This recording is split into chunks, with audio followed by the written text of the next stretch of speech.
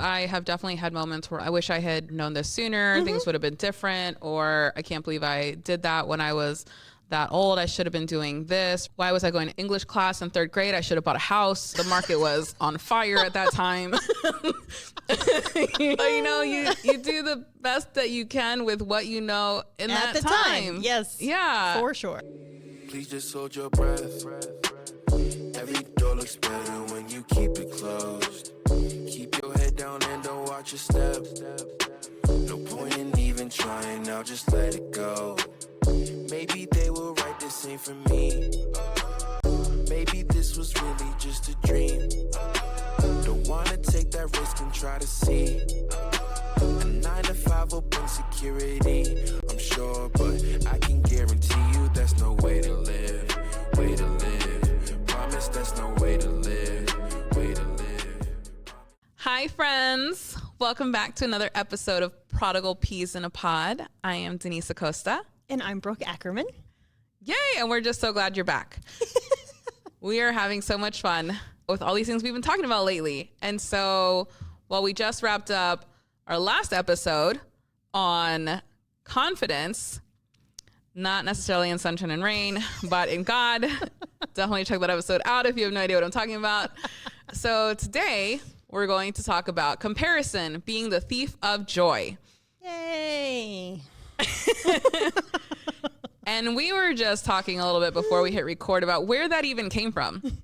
I've been saying it for a long time. No, I did not come up with that. But the Bible did not come up with it either. But we were trying to figure it out, and I guess nobody really actually knows who first said it. We saw that Teddy Roosevelt maybe popularized it. Did I get that word right? Popularized it. Popular. And then possibly Mark Twain. Anyway, that's not important. I do say it a lot though, so I got kind of wrapped up in where did it come from? But comparison is the thief of joy. Yeah, and it really, really is. Again, we were talking a little bit before we hit record, and I was like, I don't want to do this episode. This hits a little too close to home. Can we not do this episode? I was like, then we'll just have to cut it after we say that, and we'll see you next week. So see you next week, guys. I think it cuts close to home for everyone. Yeah, it's not fun. I don't like it. It's uncomfortable. I find that for me, I'm better about it in some areas, but then it'll be a completely different situation. Mm-hmm. And then I'm like, nope, no better than the next person about it. And then I'm like, oh. Yeah. Why?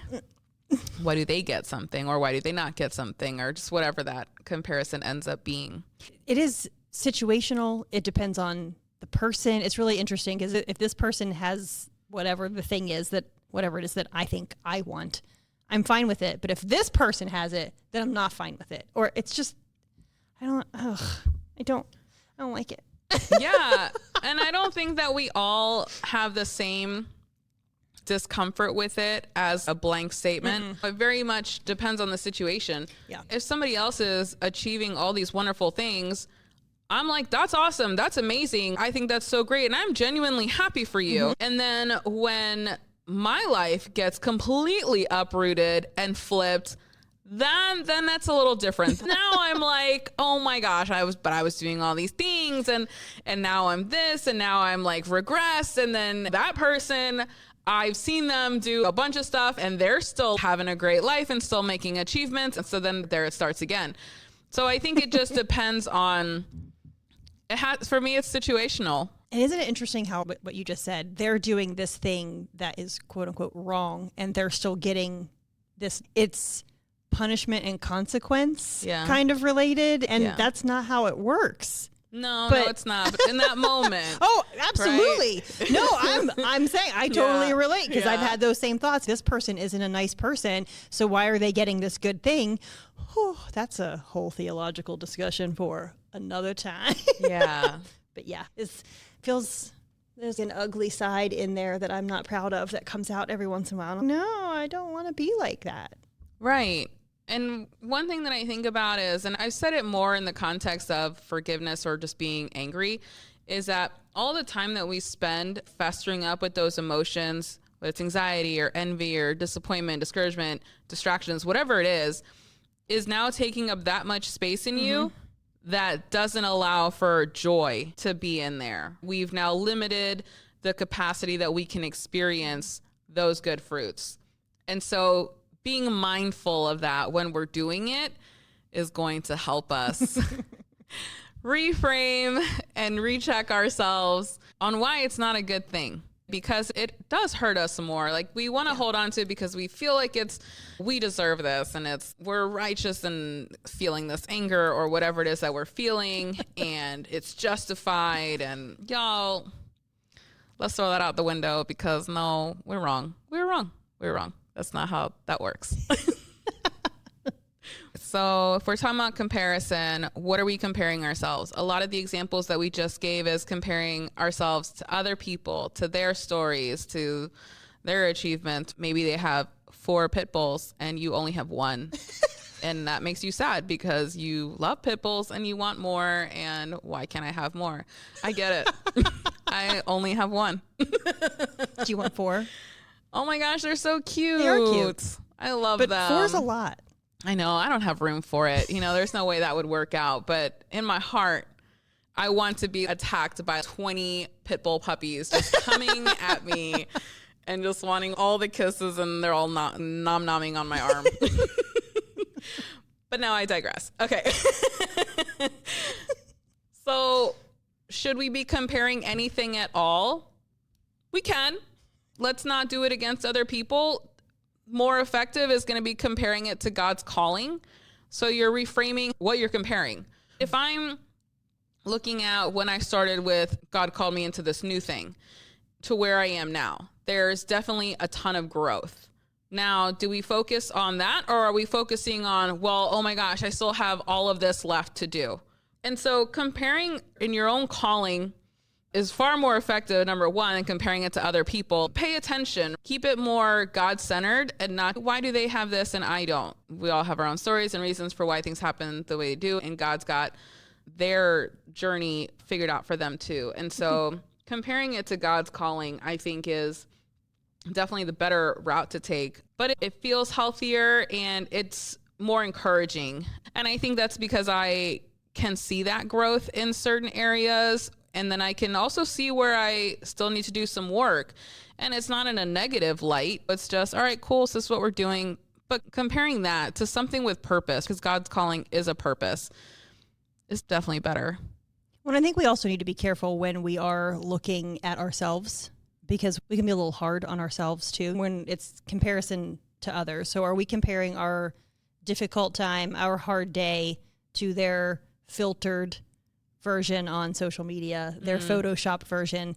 But we can also look back at where we came from and not be very kind to younger self. Yeah. And think, well, why didn't we get here sooner? Why didn't you figure this out before? And so, yes, look back at our own journey for growth and for learning, but do it from a place of kindness, because it's unfair for present day you to hold younger you at a standard that was impossible for younger you to be at. Yeah. Because if you were new at something, you were just entering into something, there is learning that has to take place. And if you're any amount of time into whatever it is that you're doing now, looking back at day one, you were new to it. You were learning. You were new to the experience, whatever the situation is. But to do that through a lens of, let's take stock of where I was and where I am now and what growth opportunities that have occurred. That's different than, I can't believe I didn't have this figured out 10 years ago. Again, approach it with kindness toward others, but also kindness toward yourself. That's a great reminder, because I have definitely had moments where I wish I had known this sooner. Things would have been different, or I can't believe I did that when I was that old. I should have been doing this. Why was I going to English class in 3rd grade? I should have bought a house. The market was on fire at that time. But you do the best that you can with what you know in at that the time. Yes. Yeah. For sure. And the more life experience you have, the more information you acquire, you learn more, and then you make decisions based off of what you know then. And so I'm glad you said that, because it is a good reminder to all of us. I don't think I'm the only one that can relate to having done that. I wasn't speaking from a place of experience at all. That was pure theory. Hey, plus, if you would have bought a house when you were in 3rd grade, I don't know about you, if I would have bought a house when I was in 3rd grade, it for sure would have been a tree house. And I don't really know what the resale value is on those. Yeah, those were so cool though. I see those on the TV shows. If I wanted one so bad. And also back then I wanted the porch that I could rock on. Yes. That's always been a thing I've wanted since I was a kid. One day, you guys, I'm gonna get that porch. Spending all that time comparing against others robs us of the opportunity of experiencing joy, growth, all those things. It distracts us from our calling because now we're putting our energy and focus into something else. And then when it comes time to go back to our calling, we're going to be a little depleted and drained, and it's not coming from a full cup. I was going to say, have you ever noticed how exhausting comparison is? Yeah. It requires a lot of energy of you, and you don't get anywhere. It's nothing fruitful. There's nothing productive in it. It really is just very exhausting. It is such a drain. And I really can't think of any example of when it's been anything good or healthy or helpful in my life. It's only ever produced really not great things. I think about all the time that we spend in those moments is time that you're not getting back. It's time that you've now wasted. Yeah. It might feel that. productive. It might present itself as productive, but it's certainly, and I don't mean just getting tasks done. I mean emotionally productive. Is it good for us? Is it helpful ways of thinking? No. And you're right. You can't get the time back. Yeah. Social media is a quick, easy example for comparison. We're scrolling, we see everybody's highlight reels and how wonderful things are, and we think that they have this great life. And you know what? Everybody has problems too. They have lows, and who's going to want to post? I mean, some people do, but the majority don't. Where they're like, oh my gosh, my life is awful, and this is happening, and then this conversation happened. Like, you're probably not going to see it. People, when you're having a good time, that's when you want to share because you want to share it with people. To celebrate. The happiness. But, that's not the only way that we end up seeing opportunities to compare ourselves to others. For me, that I'm now involved in more ministries, maybe it could be something like, well, my ministry isn't as up to par or as, I don't know, resourceful or effective as somebody else's. And that somebody else they could be on year 35 of their ministry and I'm year 1 or something. And it could be in the past, right? The whole leading a team on missions. Oh, well, I'm feeling like I didn't meet whatever expectations or requirements. And because I'm possibly comparing myself to somebody else who's, again, been doing it for like 35 years. I don't know why 35 is my number today, but 35. So there's different ways that we end up with like health things. That's the one probably that you don't always see on a physical thing right away. The autoimmune diseases, those things you don't really see right away. And you can see somebody walking outside and blissfully enjoying a run. And you're just, I wish I could run. You know what I mean? There's just a lot of different areas. And so again, on the whole, if we can identify and catch ourselves when we're doing it, because we are doing ourselves a huge disservice.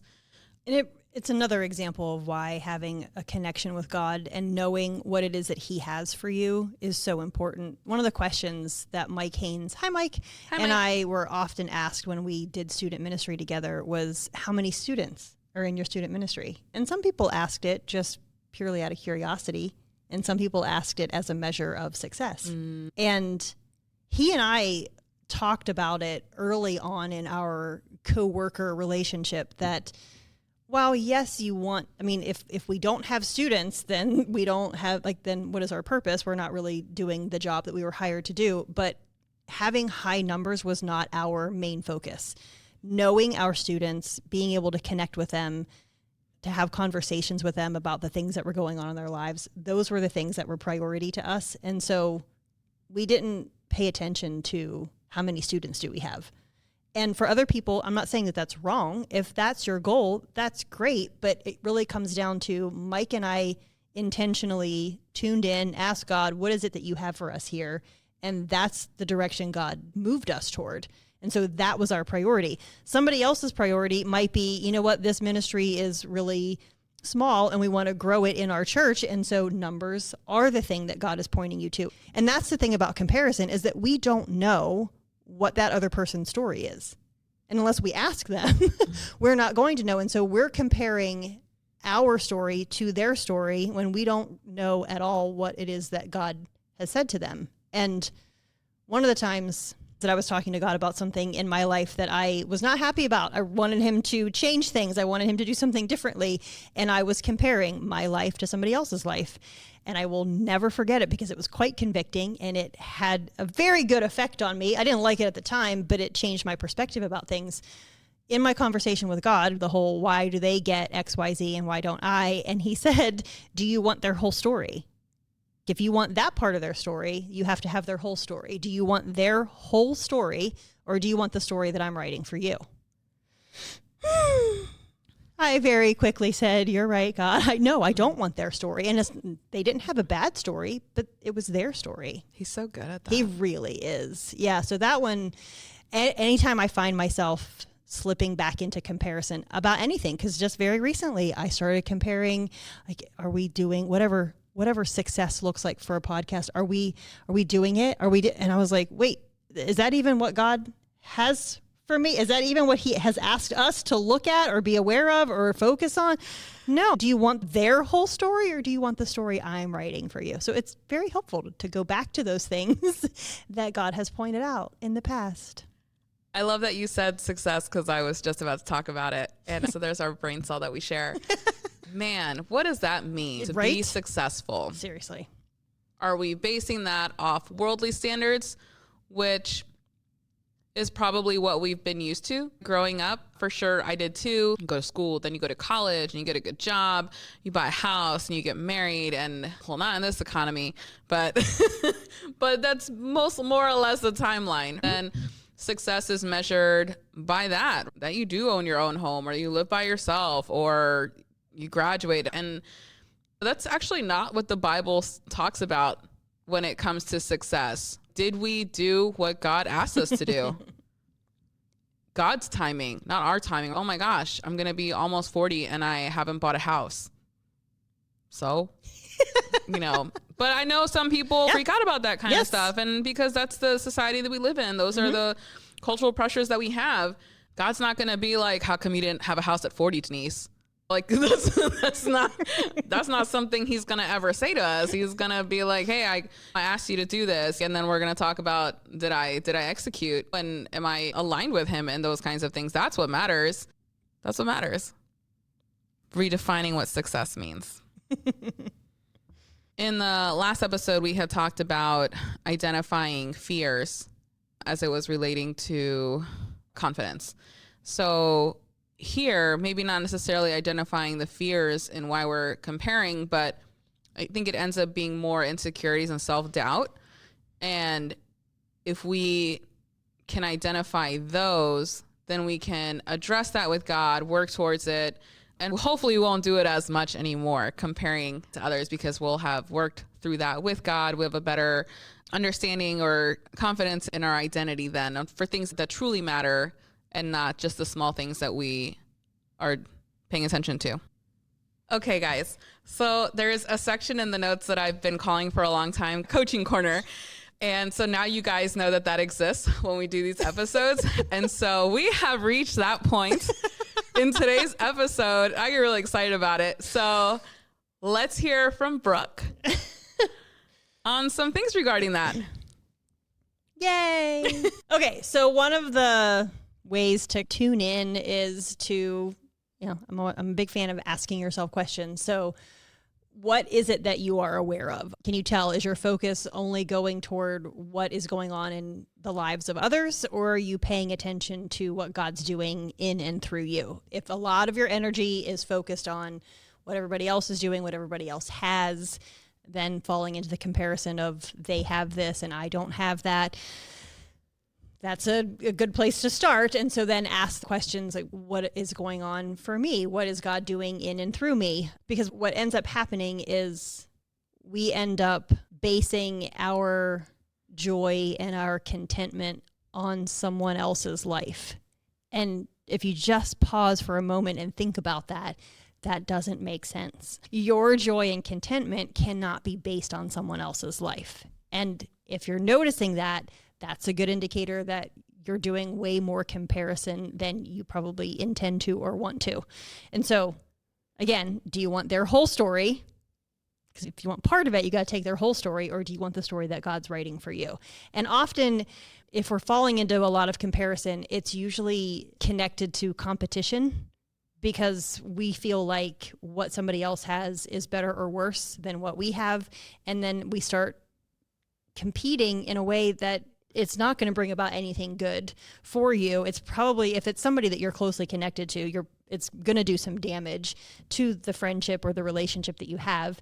And so if you're feeling this sense of competition and comparison, one of the things that's really helpful is to ask God, what is it that I need from you? We have core needs. And when those core needs go unmet, we will go to other places looking for answers. We will go to counterfeits that we don't even realize we're running to, when really what we need to do is shift our focus back to God and ask him, what is it that my heart needs from you right now? What is this core need that's going unanswered?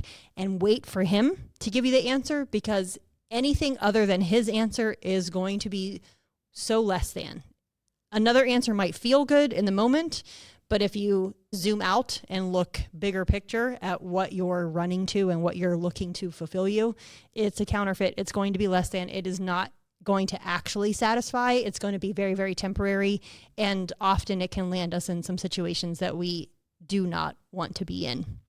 So another way to combat the competition and the comparison is to intentionally look for the things that are going well for you. And I don't just mean external things.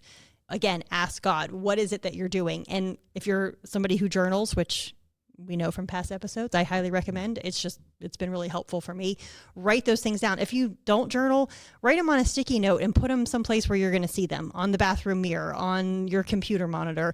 Use a note app on your phone. Just start to take stock, start to refocus and put your energy toward the things that God is doing in you, rather than it always going outside of you.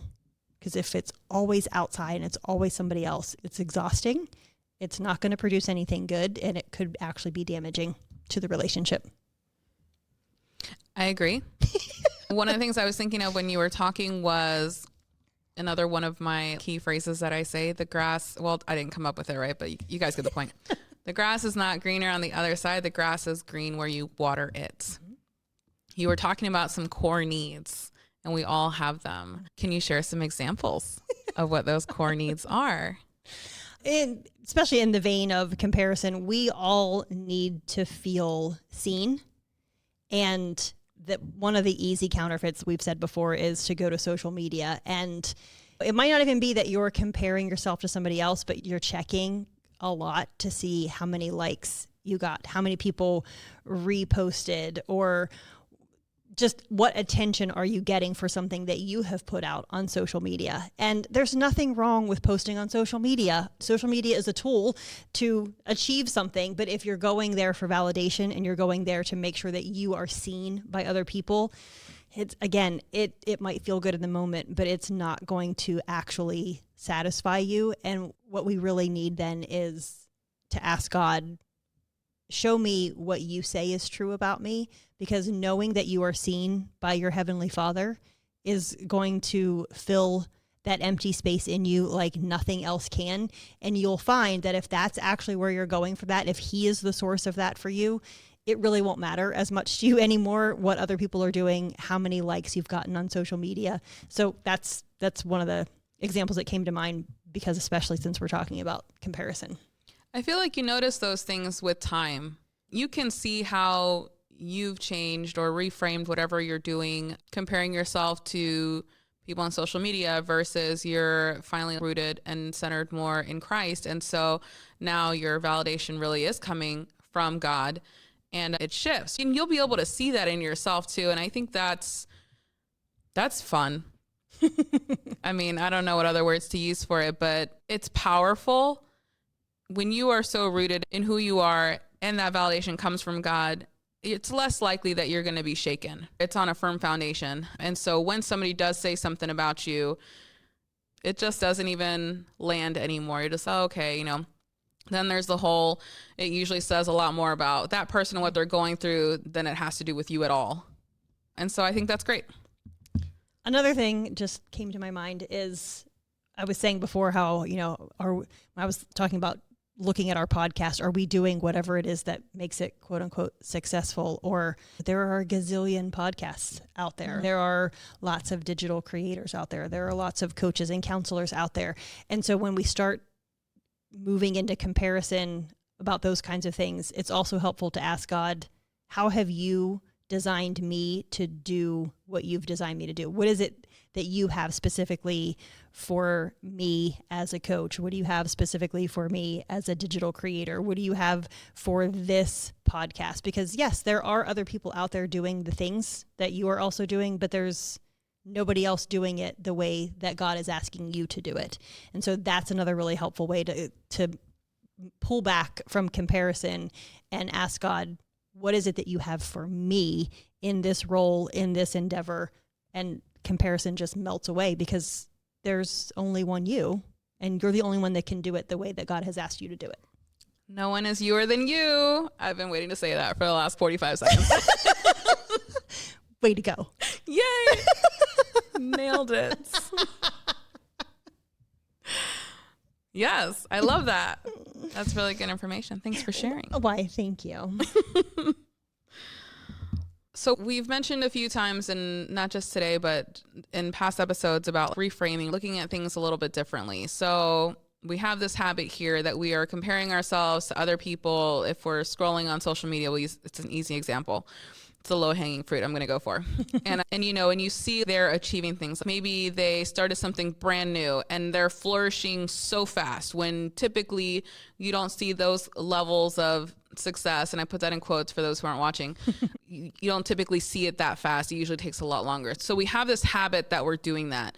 And if we're looking to reframe, adjust how we're looking at this, one thing I was thinking is, if we look at it as, oh, okay, well, they're doing something that maybe a different avenue. It's an opportunity to explore that might work. Oh, that really worked for them. Maybe something worth trying for whatever you're doing. If it's a similar goal that you both seem to have, you can get there faster when you do it together than comparing each other. Collaborating is better. And that's a whole other side tangent that we can save for another day. Maybe just looking at it that way. It's no longer, oh, well, they got there faster. It's, oh, okay, that's awesome. I wonder what they're doing. Have a conversation.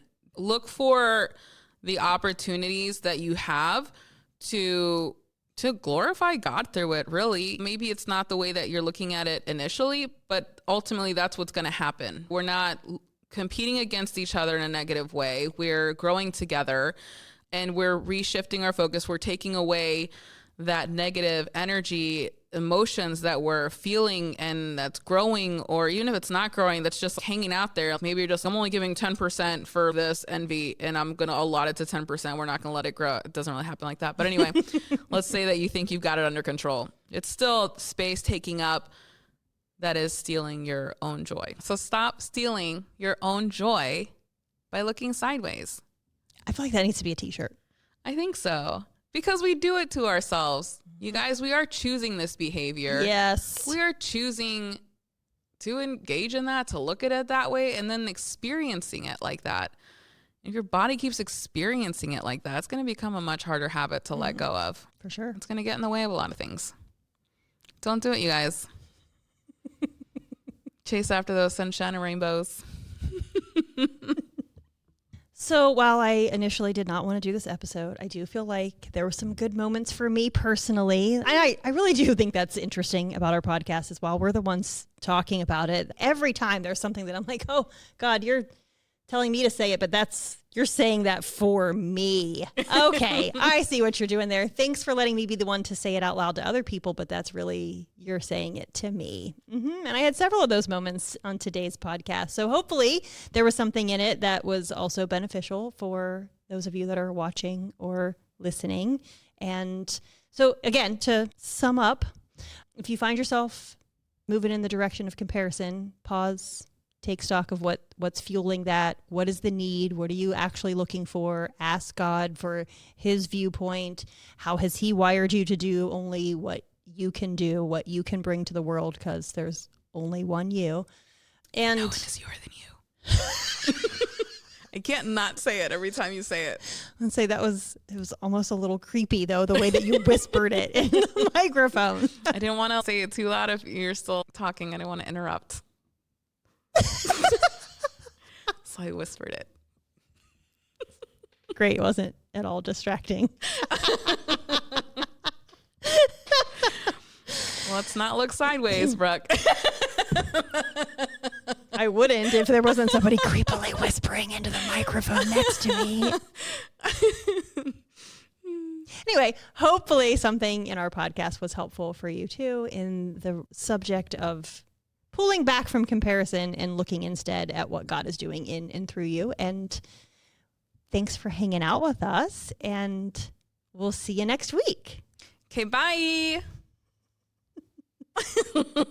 Thanks for tuning in to another episode of Prodigal Peas in a Pod. Not sure how you found us today, but be sure to like, subscribe, and follow so you don't miss out on any other episodes.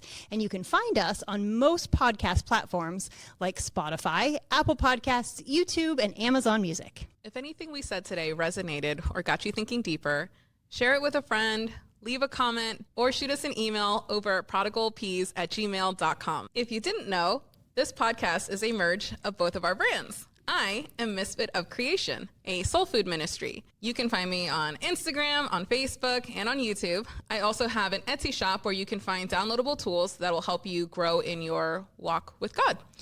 And that is misfitofcreation.etsy.com. And if you're looking to be a monthly supporter, you can also find me on Patreon. My mental and emotional health coaching practice is Blueprint Heart and Mind Coaching, and you can find me at blueprintheartandmind.com, where I have a blog, and you can also make an appointment with me. And you can find me on Facebook, YouTube, and Instagram. We'll see you next week. Okay, bye. I think I get it now. I need to be myself because a copycat can only do so well. In love with everything that makes me who I am. Don't need a backup plan. I hope they understand that I'm doing better today. I got me a mission that got some fruition. You down to stay out the way. Can't seek validation from people who hating. I got my mentality straight. Shout out to God, I've been keeping the first. He been working and paving the way. And now I can guarantee you that's the way to live. Way to live. Promise that's the way to live. Way to live. Promise that's the way to live. There's a lot of seasons in life. It's the time of the season. Bow, bow, bow.